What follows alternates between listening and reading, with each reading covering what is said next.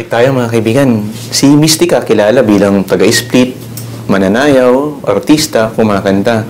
Pero sa kasalukuyan, marami yata naghahanap kay Mystica. Ano ba yung ginagawa ni Mystica sa kasalukuyan? Ano yung kanyang mga advokasya? Kasi minsan pag sinabing Mystica, parang sa showbiz na brand na lamang siya nga. Kumakanta, nag-i-split, pero marami siyang ginagawang mabuti para sa ating bayan. Oh, Mystica, ano ba ginagawa mo ngayon sa kasalukuyan? Ano yung mga advokasya mo? Meron pa ako nakita yung parang foundation, Yes, may mga global ek na yun, ha? Yes.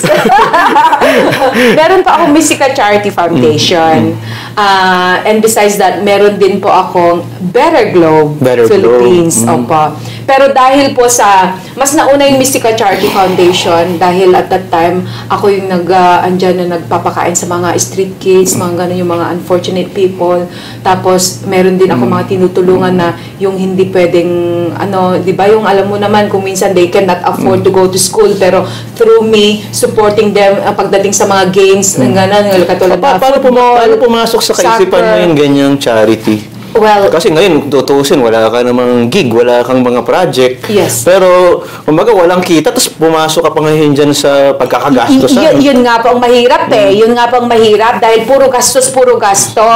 Ako naman po kasi, sabi ko, kaya pagkatapos after nung ginagawa ko na lahat puro gastos, puro medical mission, sa mga persons with disabilities, pagtulong sa kanila, mga ganon. So naisip ko na, it's about time naman para meron ng pagkakakitaan. Kaya eto po ngayon, gumagawa na ako ng mga events naman. So instead na humihingi ako ng donasyon sa pamamagitan po ng sponsorship. Kasi through me, I am actually the one who is endorsing them.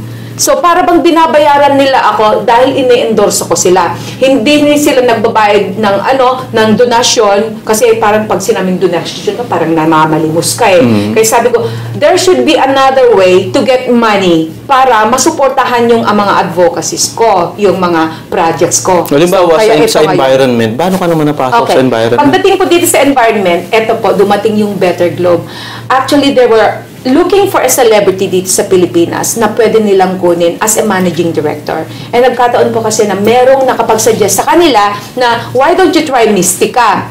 Eh, nung tinignan po yung website ko, wala silang nakuha, kundi mga videos ko na mga nag-i-split at kung ano-anong controversial ang mga pinaggagawan ko, mga ganun. Sabi na, paano natin mapatunayan na she is the one na capable to lead?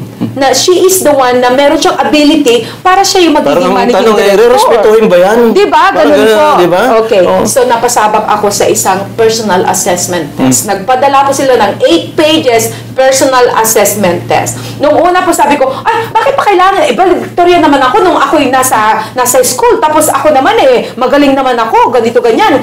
Hindi naman ako natatakot para mag-lead o kanong ganun.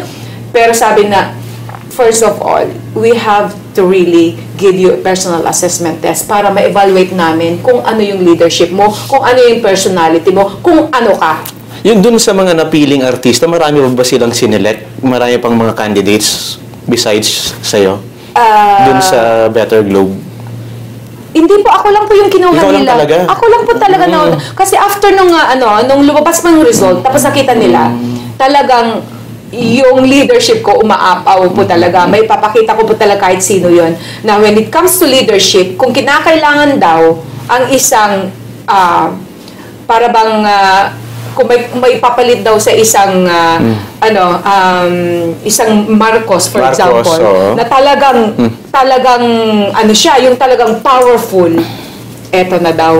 Kaya nga napagkamalan nga lang daw nila na ano ba to, babae, pero talagang napaka-powerful ng kanyang personality. Pero alam mo, sa ginagawa mong yan, papasok pa rin yung mga intriga. Sasabihin, front lang ni Mystica yan, baka racket lang yan. Hindi po. Kasi siguro may nakarating na sa mga ganyan, ano? Marami po talagang mga dumating sa akin. Pero sa akin kasi, kung ano yung pinapakita ko, well, let them judge. Kung ano yung judgment nila, they have it. Wala naman, hindi naman nila ako binabayaran. Nobody can stop me.